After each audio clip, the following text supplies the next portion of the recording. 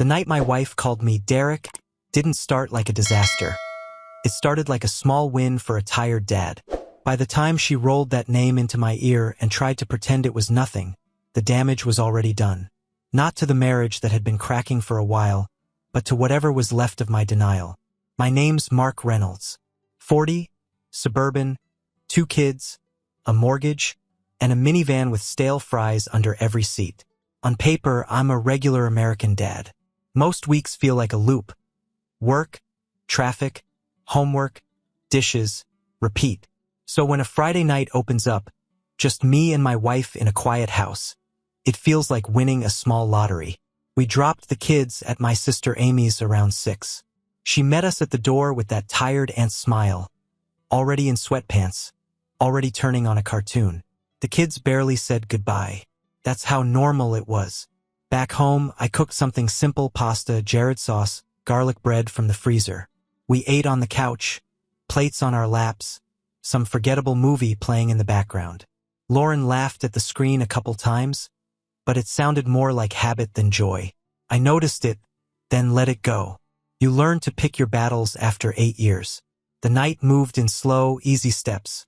Dishes in the sink, lights clicked off downstairs, the creak of the stairs under our feet. It felt almost like muscle memory, the way we moved through the house together. For once, there wasn't a kid yelling or a phone buzzing every 3 seconds. Just us. Upstairs, things got quieter. No need for details, just 2 people trying to remember they're more than co-parents. For the first time in a while, she seemed present. Her hands on me, my hands on her, breathing finally lining up instead of competing. I remember thinking, maybe we're not as far gone as I thought. Then she leaned in close, her mouth right by my ear, and soft as a habit she didn't bother to check. She whispered, "Derek." Everything in me just stopped. There was a full second where the room went dead. No sound from the street, no hum from the heater, just that name hanging between us. I told myself I misheard. I wanted to mishear, but my body knew better. That tight, hollow drop in my stomach, like missing a step in the dark. I pulled back a little. "What did you say?" She froze for a fraction of a second. I saw it, the flash in her eyes, the recognition. Then the mask dropped back on. "Nothing," she said, already annoyed. "Why are you stopping? You called me Derek." My voice sounded calm, even to me. Too calm. She exhaled hard through her nose. "Oh my God, Mark.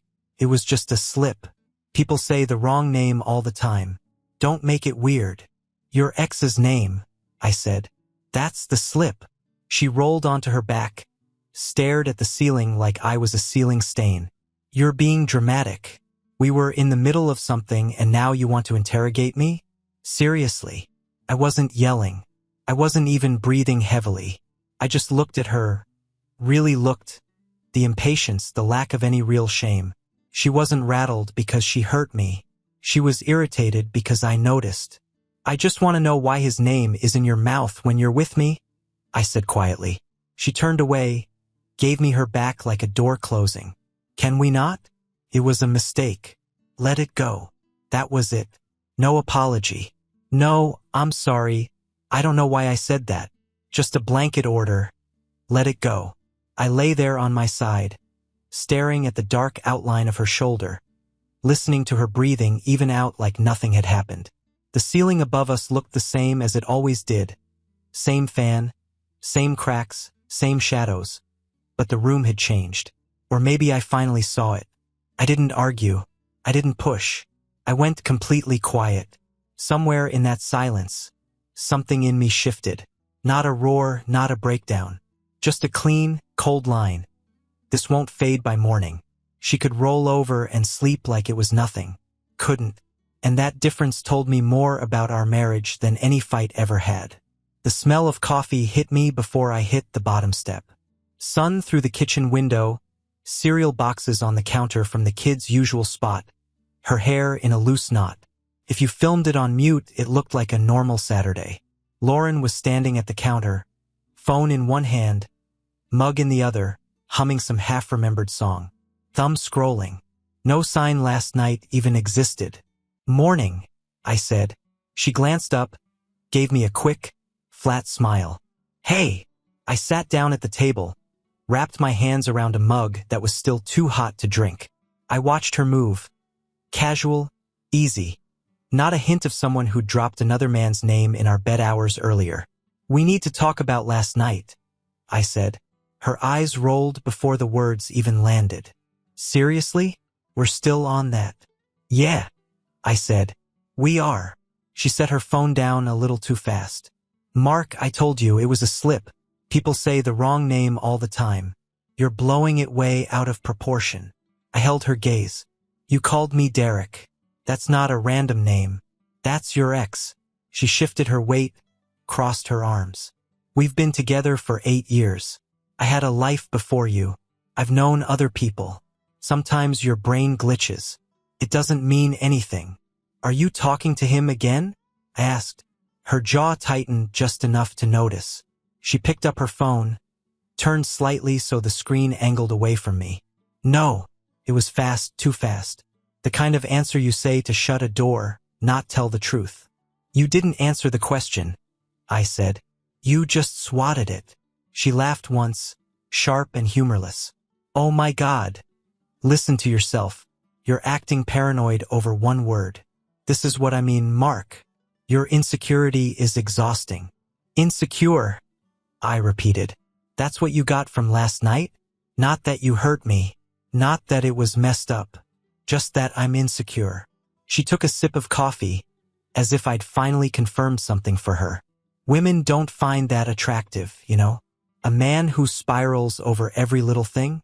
It's not a good look. The words landed clean and cold. Not like an insult, more like a label she was trying to stick on me so she didn't have to look at herself. I'm not spiraling, I said. I'm asking if my wife is mentally somewhere else while she's in bed with me. The shower upstairs started running, our bathroom. She glanced at the ceiling, then at me, already halfway out of the conversation. I'm done talking about this, she said, grabbing her phone. You can either let it go or keep making it weird. I've got a lot to do today. She walked out of the kitchen, muttering something about drama under her breath. I stayed at the table. The house was quiet except for the water thudding in the pipes and the occasional notification buzzing on her abandoned mug ring. I replayed every word. No apology, no owning it, just me being insecure, unattractive, dramatic. She wasn't confused.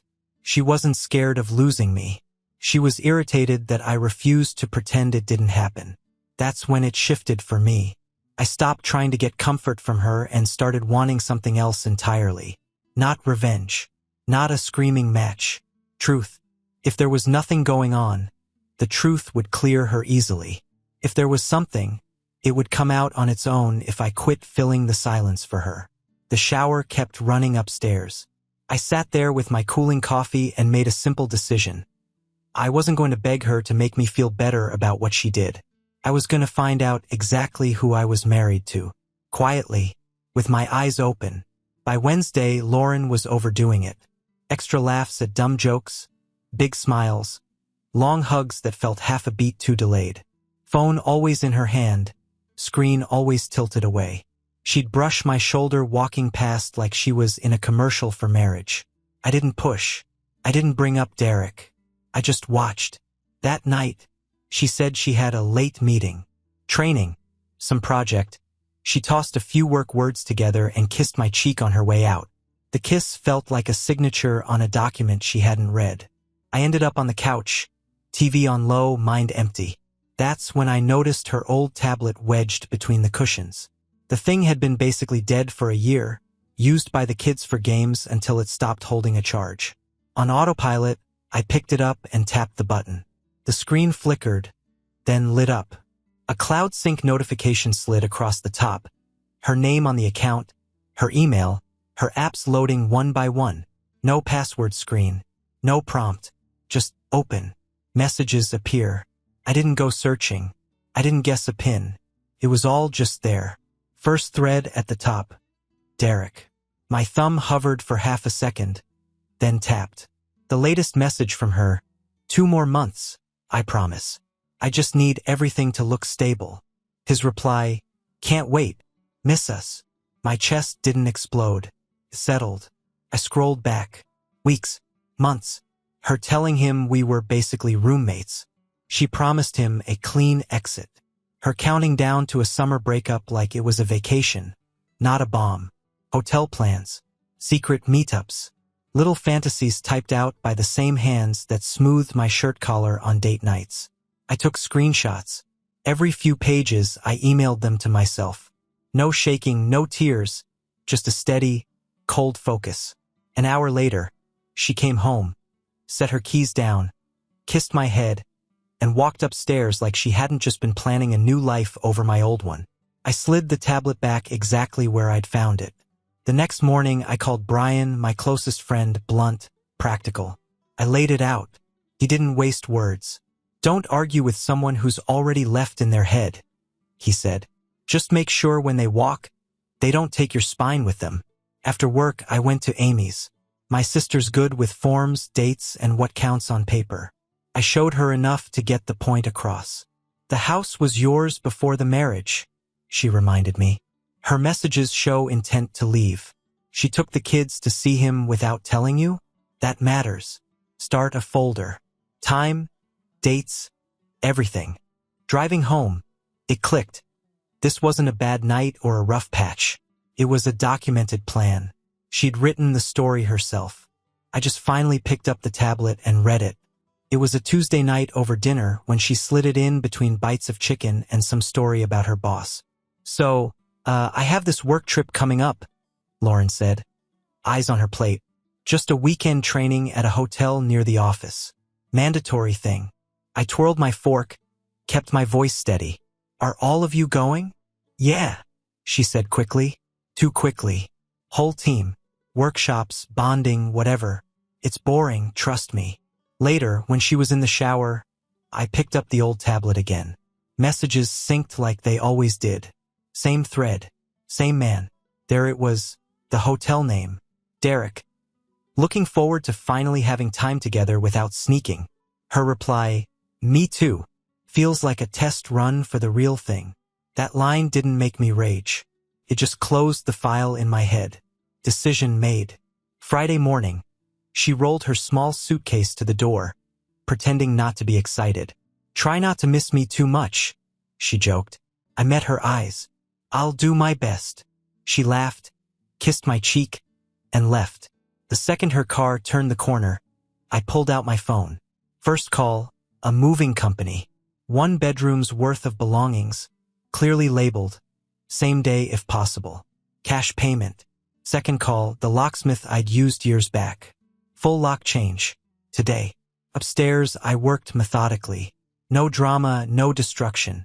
Just sorting. Her side of the closet, clothes, shoes, handbags. Her makeup drawer. Her jewelry box. Her desk stuff. The decorative junk she'd insisted on. I wrote her name on sticky notes and stuck them to everything that was hers, not ours. When the movers arrived, I walked them through it.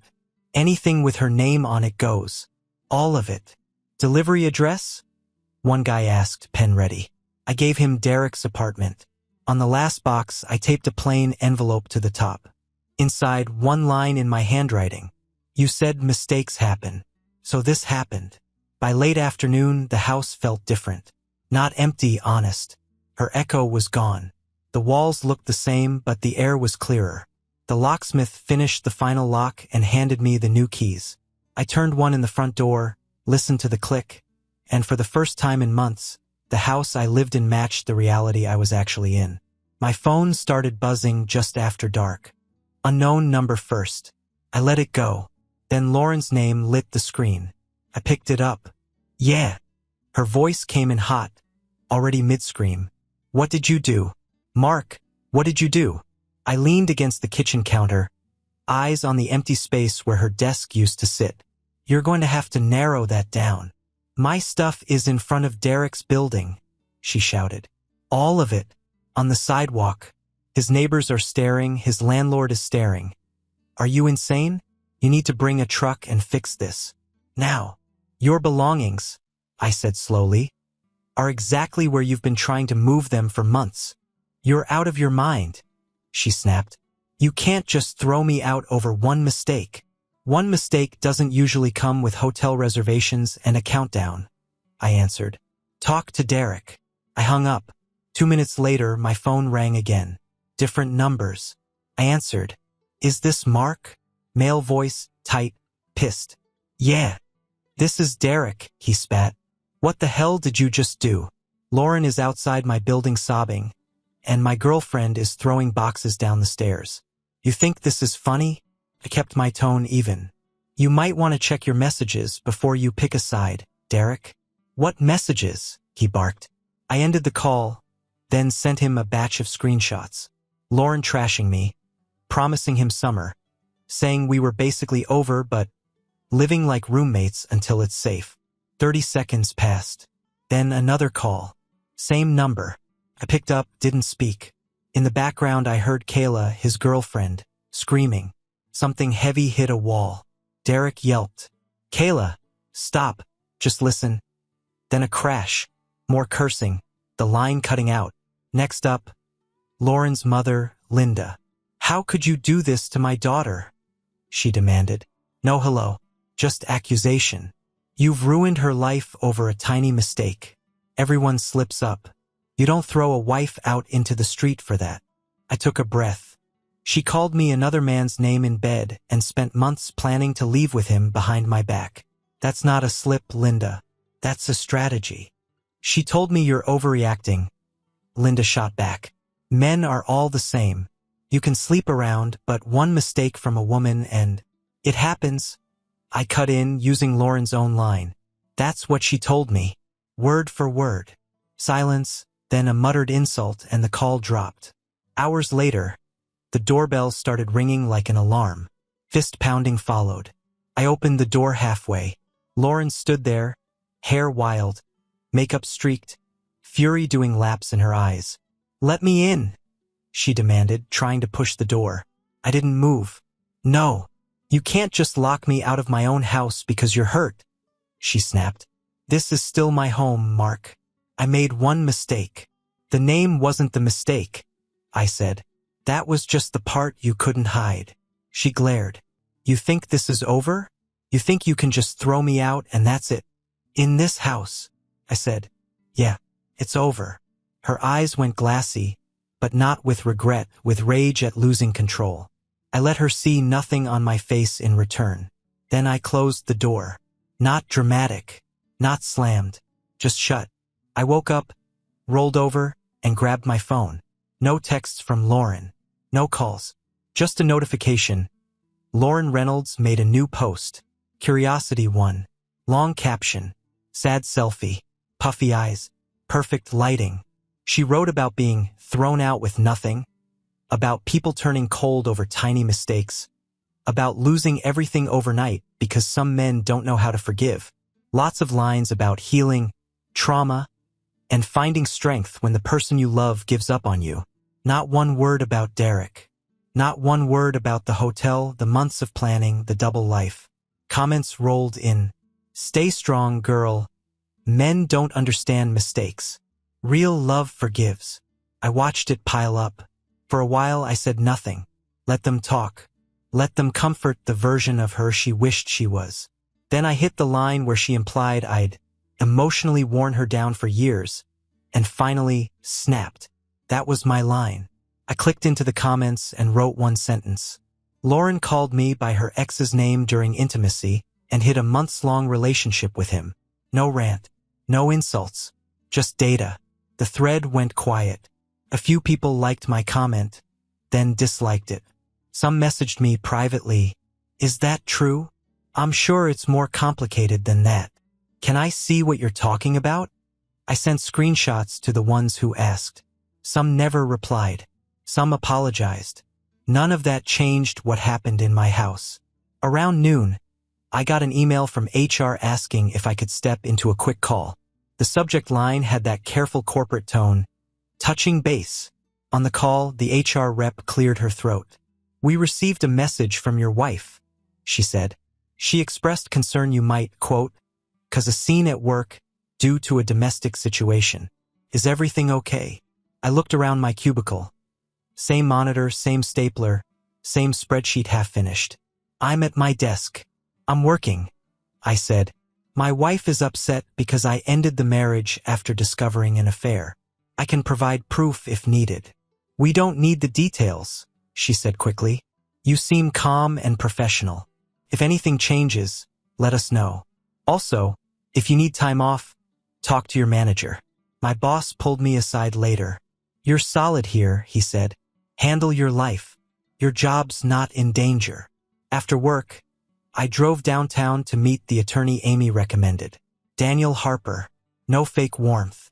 Just a firm handshake and a legal pad. I laid everything out.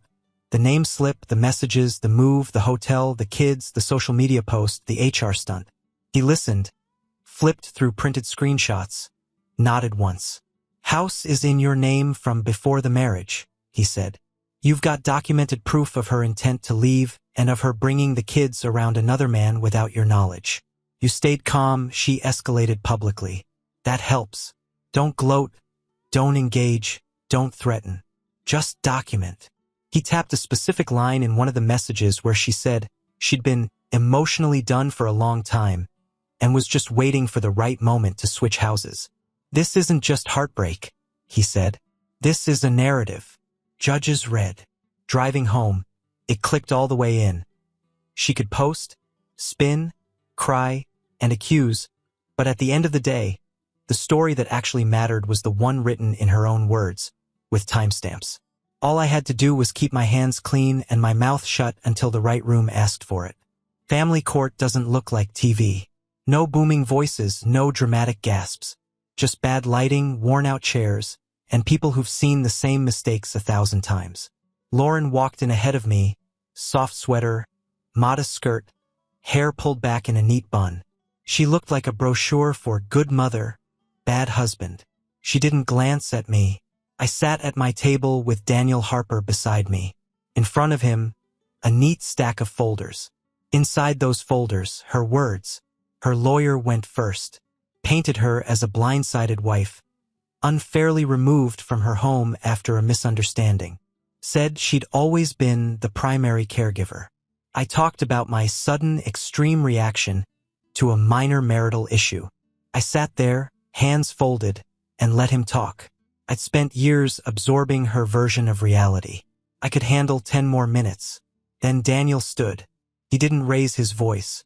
He just started laying out paper. Your Honor, he said. This was not a sudden reaction.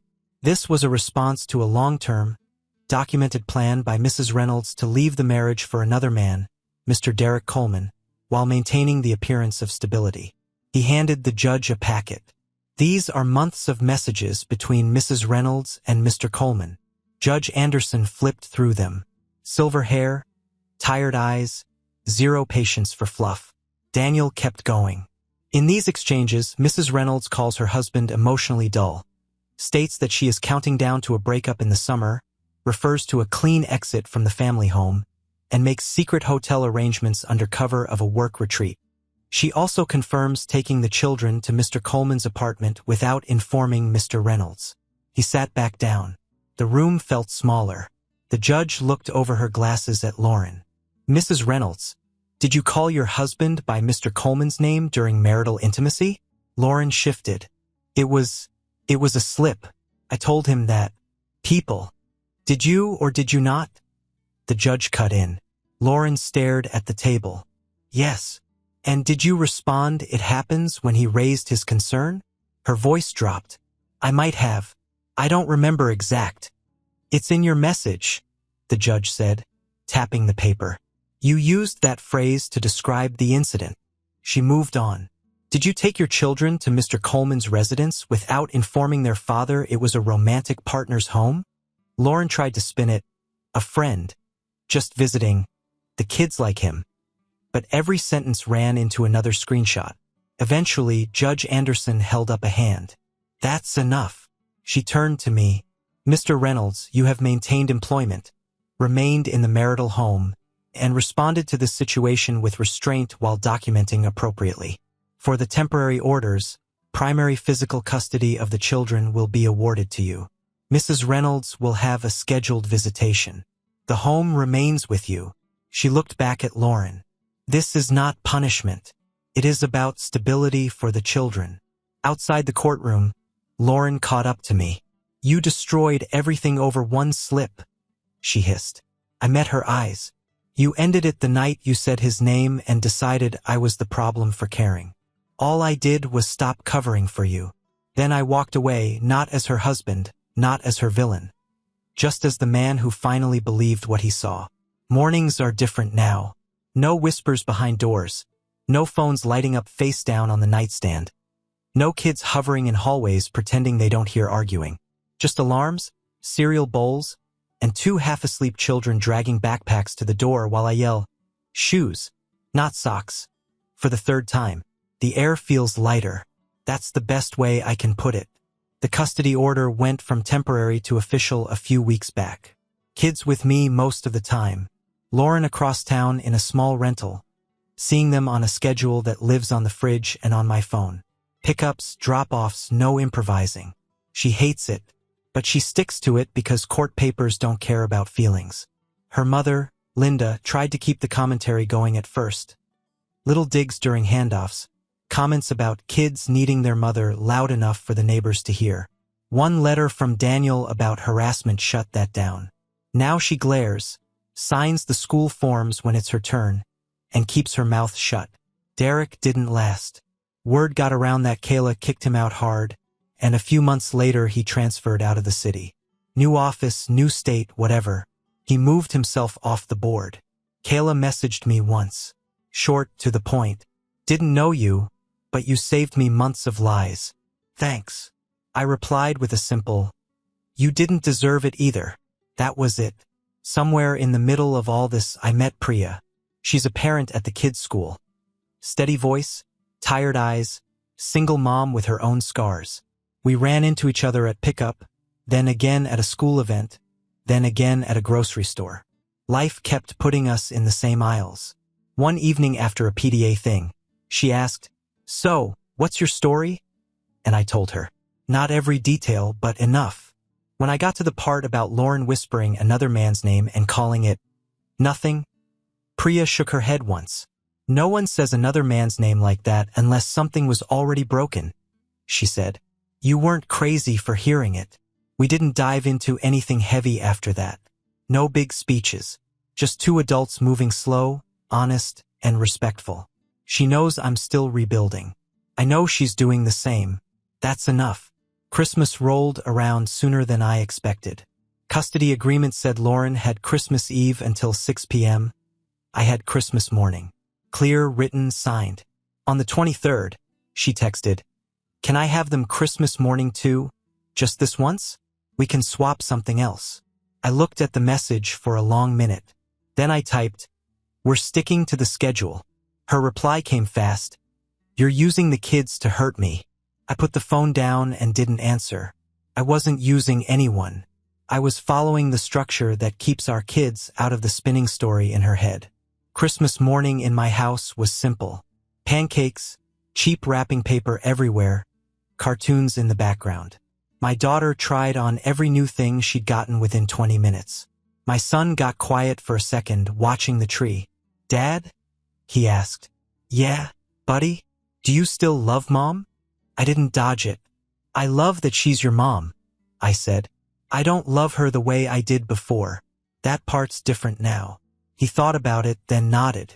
Okay, he said, like I just explained how gravity works. That night, after I dropped them at Lauren's for her evening, I came back to a quiet house. Same walls, same furniture, new life. I walked room to room, closing curtains, checking locks out of habit. When I got to the bedroom, I paused. I remembered that first night, her breath in my ear, the wrong name, the way she made me feel like I was broken for caring. The way I stared at the ceiling and tried to convince myself it might fade by morning. Didn't. And thank God. Now, the truth is small and solid. In this home, the names we say match the lives we're actually living. No one is performing. No one is being told their pain is nothing. I sit on the edge of the bed, look straight at you. The man listening, the guy who's been told he's too sensitive, too insecure, too dramatic for noticing something is off. Here's what I learned the hard way. When someone laughs at your hurt and tells you it's small, they're not protecting your heart. They're protecting their storyline. Believe what you hear. Believe what you see. Believe in yourself. Thanks for walking through this with me. I don't need pity. I needed what I finally gave myself. A line I wouldn't let anyone cross, even if they shared my last name.